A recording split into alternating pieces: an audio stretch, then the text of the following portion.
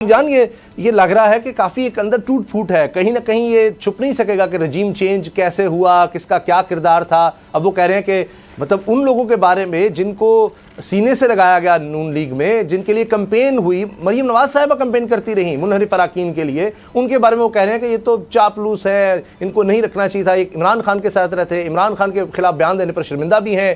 پھر جب مریم صاحبہ کے حوالے سے پوچھا گیا چیف آرگنائزر بننے پر، تو انہوں نے کہا جی کہ چپ رہنے دیں، اس عمر میں منافقت اور جھوٹ نہیں بولنا چاہیے۔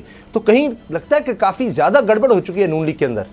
آپ کو آواز آ رہی ہے؟ جی صدیق جی آ رہی ہے۔ نے ووٹ کو عزت دو کا بیانیہ دفن کر دیا، لیکن اس میں وہ پارٹی پہ ملبہ ڈال رہے ہیں کہ میاں صاحب خوش آمدیوں نے جو ہے وہ مس گائیڈ کیا۔ میں اس بات سے اتفاق نہیں کرتا۔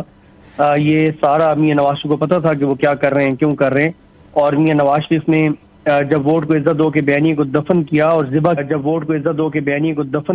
ذبح کیا تو اسی کے نتیجے میں تو ان کو اقتدار ملا ہے، اور اقتدار اسی کے نتیجے میں بھیک میں دیا گیا کہ کیونکہ آپ نے ووٹ کو عزت دو کے بیانیے کو ذبح کر دیا ہے۔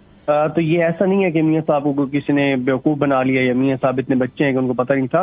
اور دوسرا دیکھیں، انہوں نے بڑا ایک طرح سے کریٹیسائز کیا ہے طلال چودھری صاحب کو تنظیم سازی والے معاملے پر، لیکن طلال چودھری صاحب دوسری طرف ہم جب بھی جہاں بھی دیکھتے ہیں مریم نواز صاحبہ کے جو سب سے قریب ہیں وہ طلال چودھری صاحب ہیں۔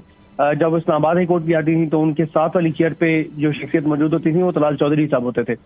تو اگر اتنا ہی ان کا عمل یہ غلط تھا کیپٹن صفدر صاحب کے نزدیک، تو پھر مریم نواز صاحبہ کو ان کے اپنے اتنے قریب نہیں رکھنا چاہیے تھا، لیکن وہ تو مریم نواز صاحبہ کے بہت قریب ہیں، اور مریم نواز صاحبہ کے قریب 3-4-5 لوگوں میں پارٹی میں وہ شمار ہوتے ہیں۔ باقی جہاں تک بات ہے ان لوٹوں کی، تو وہ تو واضح طور پر نظر آ رہا ہے، ہم پروگرام میں بات کر چکے ہیں کہ اس وقت یہ سیاسی لاشیں ہیں، یہ جو لوٹے ہیں، ان کو نون لیگ کسی طور پہ بھی ٹکٹ نہیں دے گی، اور یہی وجہ ہے کہ اس وقت بڑی ہلچل ہے لوٹوں کی طرف بھی۔ وہ یہی کہہ رہے ہیں کہ جناب ہمیں ابھی سے بتائیں آپ کیا، آپ نے کیا کرنا ہے۔ یہ بڑا واضح ہے کہ نون لیگ ان کو ٹکٹ نہیں دے گی، پی ٹی آئی سے ویسے ہی فارغ ہو چکے ہیں، اور اس ساری صورتحال میں بہت سے لوگوں کا سیاسی مستقبل جو ہے وہ تاریک بھی ہوا ہے اور ان کی سیاست دفن بھی ہوئی ہے۔ کیونکہ دیکھیں اب ایک یہ ریالٹی ہے کہ آپ کا اپنا جتنا بھی ووٹ بینک ہو، پارٹی کا 10-15 ہزار ووٹ بینک ہر حلقے میں ہوتا ہے، اور وہ ضروری ہوتا ہے اگر آپ جتنے کی پوزیشن میں آنا چاہتے ہیں۔ تو ظاہر ہے پنجاب میں 2 جیتے ہیں، تحریک انصاف اور مسلم لیگ نون، تو کسی ایک کا ٹکٹ چاہیے۔ اگر دونوں نے ٹکٹ نہیں دینا تو پھر تو وہ لوٹے خود کو فارغ سمجھیں۔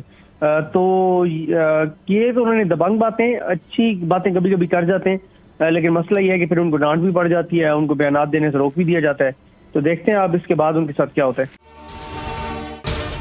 اگر آپ کو یہ ویڈیو پسند آئی تو سبسکرائب کریں اور بیل پر کلک کریں۔ بول اڑائے گا سب کا ہوش، بھول جائیں گے سب اپنا جوش۔ بہت جلد آ رہا ہے PSL اسپیشل ٹرانسمیشن صرف بول نیوز پر۔ سبسکرائب کریں اور بیل دبائیں تاکہ کوئی خبر رہ نہ جائے۔